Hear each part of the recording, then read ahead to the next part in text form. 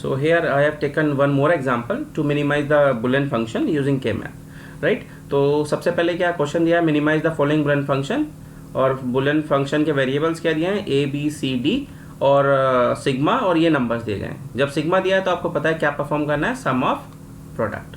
तो सबसे पहले तो ये आइडेंटिफाई करना रहेगा कि आपको क्या परफॉर्म करना है। तो देखो सॉल्यूशन क्या होगा, नंबर ऑफ सेल्स आपको पता चली गए हैं, कैसे फाइंड आउट होंगे उसको बार बार लिखने की रिक्वायरमेंट नहीं है। तो हमें क्या करना है, हमें बनाना है 4 वेरिएबल का के मैप। तो हम 4 वेरिएबल का के मैप बनाएंगे।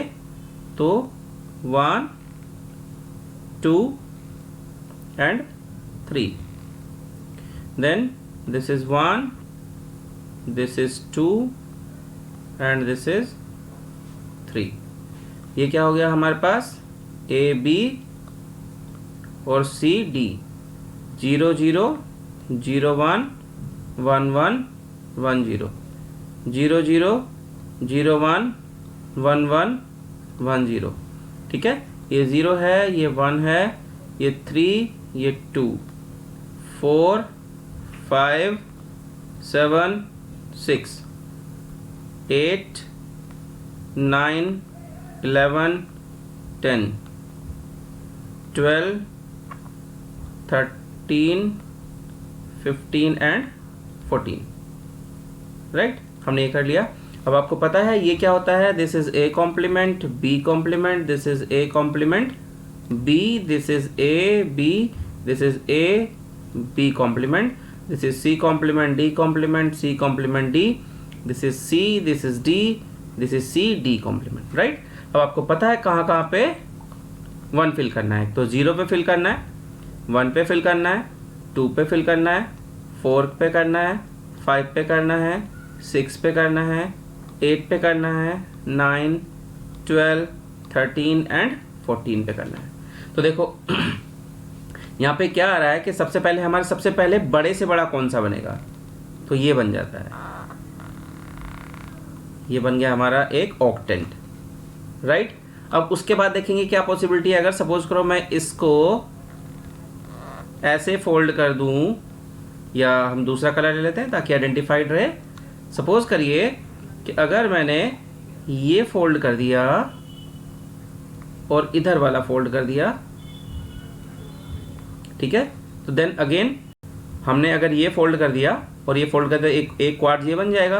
देन अगेन अभी 1 सिंगल बचा है, जब तक एक बचा रहेगा तो हम बड़े से बड़ा बनाने की कोशिश करेंगे। मैं इसको अगेन फोल्ड करूं, ये और ये, तो ये क्या हो जाएगा इस तरीके से। This is not actually overlapping. Overlapping में क्या होता है, जब हम एक ही सेल को बार बार एक ही सेल के किसी पेयर को या ग्रुप को बार बार अगर किसी के साथ कंबाइन करते हैं, then this is known as overlapping, but this is not overlapping. अब देखो यहाँ पे हमारे पास कितने बने हैं टोटल, एक तो क्वाड्स बना है 1, राइट। चलो इसको 1 को यहाँ पे नहीं लिखते, कभी कंफ्यूजन है 1 क्यों आ गया, टिक करते हैं। एक तो ये बना है, राइट, दूसरा कौन सा बना है, ये बना है, और थर्ड बना है ये, राइट। तो आपके पास 1 ऑक्टेंट और 2 क्वाड्स बने हैं। तो देखिए आंसर क्या होगा, आंसर विल बी, पहले ऑक्टेंट का देखेंगे। देखो ऑक्टेंट में क्या हो रहा है कि रो सारे के सारे चेंज हो रहे हैं। तो जितने भी ए और ए का कॉम्प्लीमेंट है वो 1 बन जाएंगे, जितने बी और बी के कॉम्प्लीमेंट है वो भी 1 बन जाएंगे। अब ये किन 2 कॉलम्स में आ रहा है, इन 2 कॉलम्स में आ रहा है। तो देखो मैंने आपको पहले लेक्चर वीडियो में बताया है कि जब भी हम किसी वेरिएबल का के मैप बनाते हैं, तो अगर हमने किसी वेरिएबल का के मैप बनाया है तो उस केस में क्या होगा, उस केस में क्या होता है, तो इस तरीके से जब होगा तो हम ये देखते हैं कि जब भी कोई हम वेरिएबल का के मैप बना रहे हैं, जितने बड़े से बड़ा बनेगा उतना आंसर उसका रिड्यूस नंबर ऑफ वेरिएबल्स में आएगा। सपोज करो कि हम यहाँ पे बना रहे हैं 8 का, तो यहाँ पे उतना ही कम होगा। मतलब सपोज करो ये पेयर बनाते हैं तो 3 वेरिएबल में आएगा, 3 वेरिएबल में आएगा आंसर। क्वाड्स बताने हैं 2 वेरिएबल में आएगा, और ऑक्टेंट बनाएंगे तो उसका सिंगल वेरिएबल में आएगा। देखो मैं इसका आपको एग्जांपल भी बताऊंगा अभी कि कैसे है। मैंने आपको लास्ट एक प्रीवियस वीडियो में बताया था कैसे कैलकुलेट करते हैं, वो इस बार फिर से बता दूंगा, बट डोंट बी कंफ्यूज, आप अपने हिसाब से चलिए, राइट।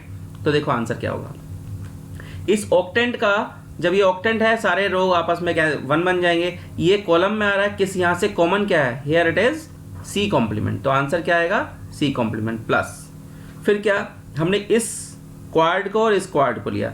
ये क्वाड किस किस के सामने आ रहा है, ये इन 2 रोज में आ रहा है, और इस कॉलम में और इस कॉलम में आ रहा है, ठीक है। तो इन टू कॉलम्स, इन टू रोज में से कॉमन क्या है, ए कॉम्प्लीमेंट, और इन टू रोज में से कॉमन क्या है, ए कॉम्प्लीमेंट, और इन टू कॉलम्स में से कॉमन क्या है, यहां से और यहां से कॉमन है डी कॉम्प्लीमेंट, ठीक है।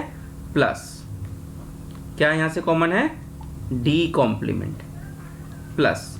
अब हम ये वाला लेते हैं, तो यहां से अब यहां पे कॉलम तो वही है बट रो यहां पे चेंज हो गए, तो इस और इस रो में से क्या कॉमन है, दैट इज बी, और D complement as it is रहेगा। So this is the answer of this simplified, right. अब मैं आपको बता रहा था कि हम कैसे, सपोज करो आप जितने वेरिएबल का के मैप ले रहे हैं, सपोज करो मैंने 4 वेरिएबल का लिया,